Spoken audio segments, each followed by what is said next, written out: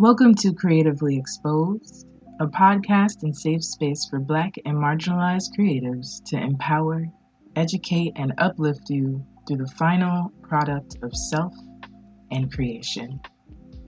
Bring a homie, share with a homie, and enjoy the show.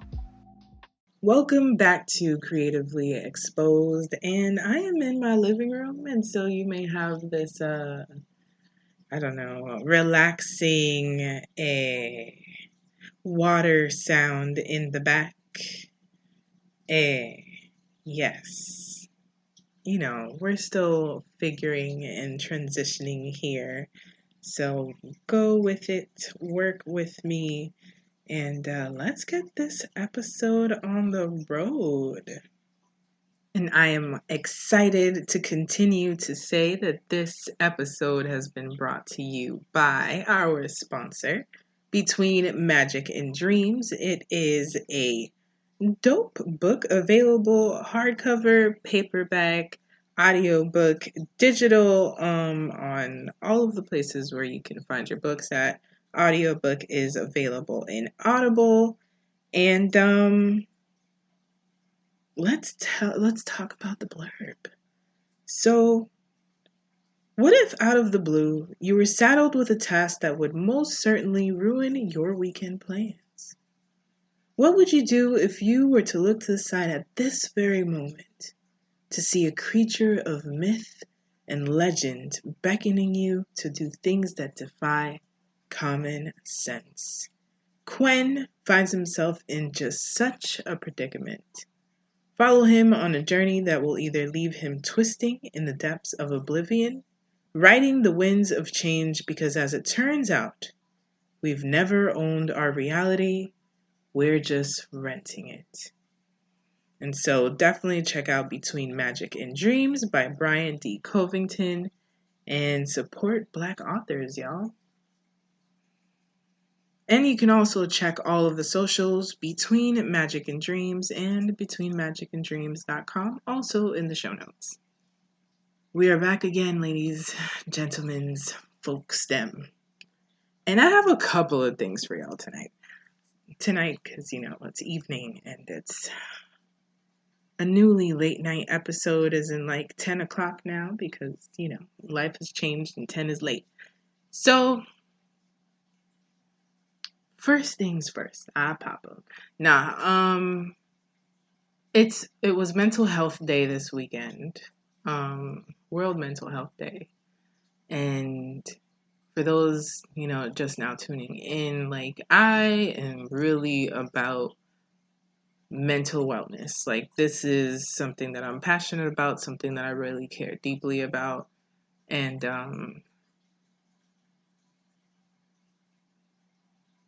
there's going to be resources that I will check out that I can share with you.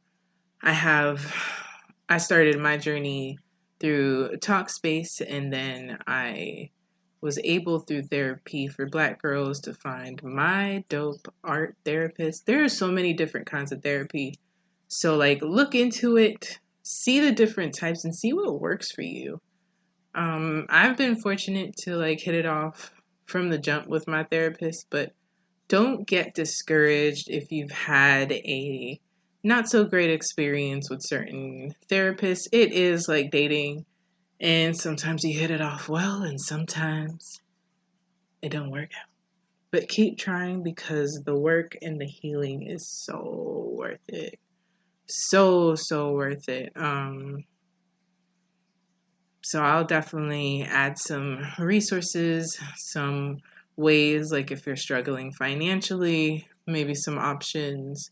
And there's also, I'll see if I can add, there's a Amani who hosts safe spaces for Black women that is actually doing a drive to support therapy for Black women. And also my art therapist has a link to, if anyone wants to sponsor people from Black and brown communities for therapy. So definitely think about the things that we do for self-care. I actually unexpectedly I unexpectedly created like a very self-care filled weekend, and I had the sheer joy of signing up for like my community local like Opalaka district something community, sorry. They created this blooming names, and they did an art installment for the Black folks that have been murdered and lost to social injustice.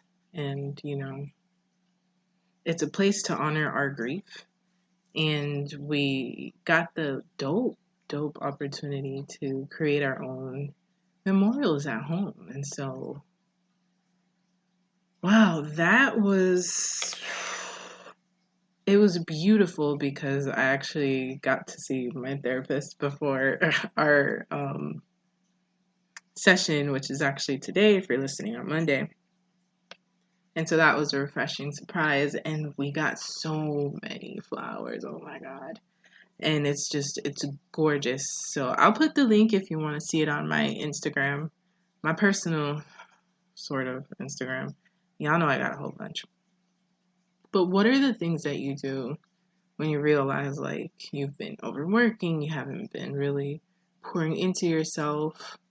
Think about those things and create a ritual around life, around finding pockets of ease.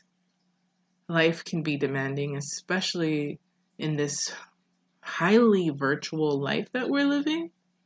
And so how do you disconnect and re-find yourself in the present?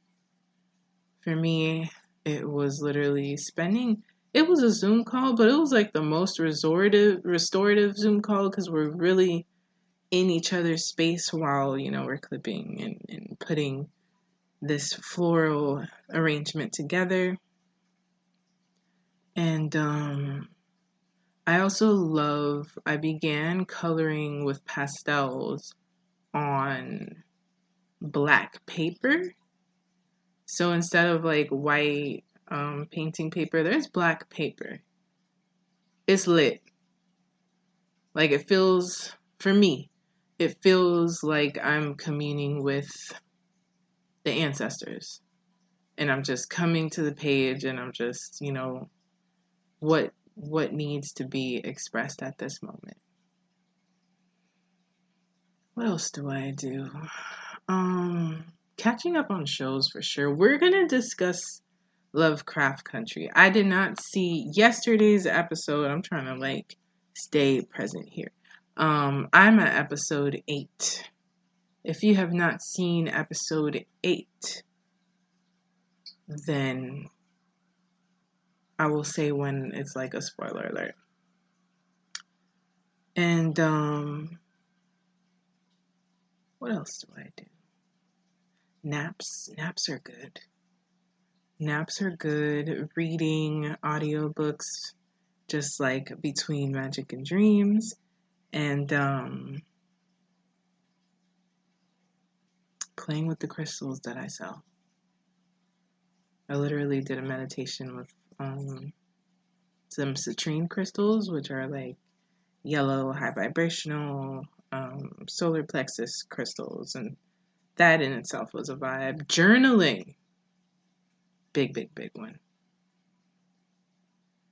And tarot. Tarot for me was the first step before I got therapy. I bought like my first deck and used any card. Like I would pull a card for the day and I would journal about that card and like what I felt, what was on my mind, what I got from it. And so these are just tips on like self-discovery, inner work that can be done if you are unable to begin therapy, and just things to pour back into yourself. We all have different things, but whatever makes you feel like a kid. And if you don't know what that is, start the process. And I've been talking about this with a couple of people, like inner child work, right? what does it entail? What does it mean? What is the purpose? And it's really like Imani has said, like, you're literally repossessing your adoption papers from your parents and saying, I got it from here. Like, I can take care of little younger me. And I literally refer to myself with my childhood nickname when I'm doing inner child work. And it's literally giving the child that hid kind of like in the back of the closet when things got scary, the permission to come out and play and be and exist freely and be able to make your own self feel safe.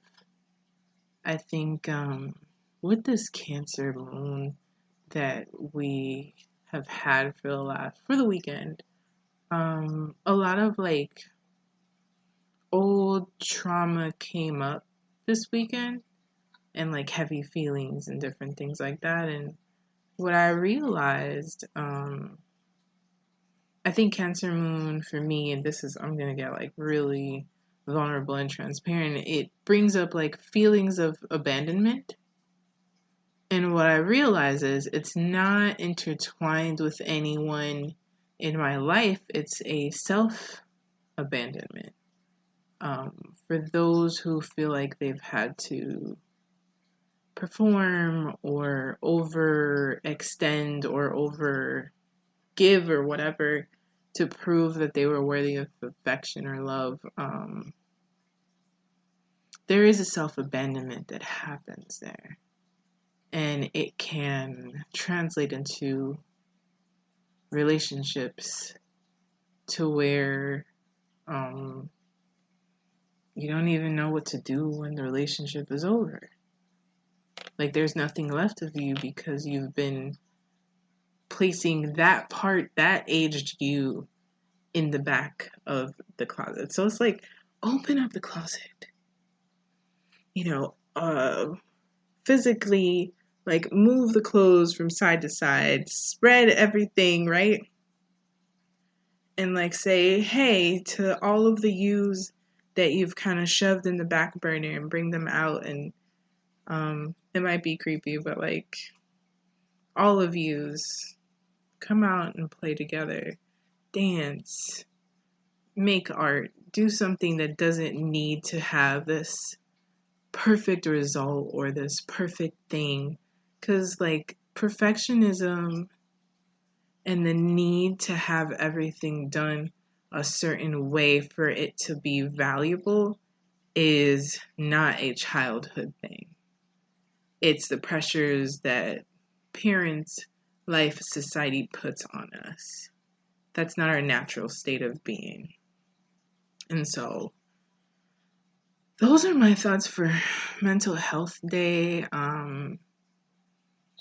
There's so many different new directories. There's definitely my favorite Black therapy for Black girls. There's therapy for Black men. There's Latinx therapy. So there is a lot, especially on Instagram. If you just like start looking for therapy and like the community that you belong to, you might just find something.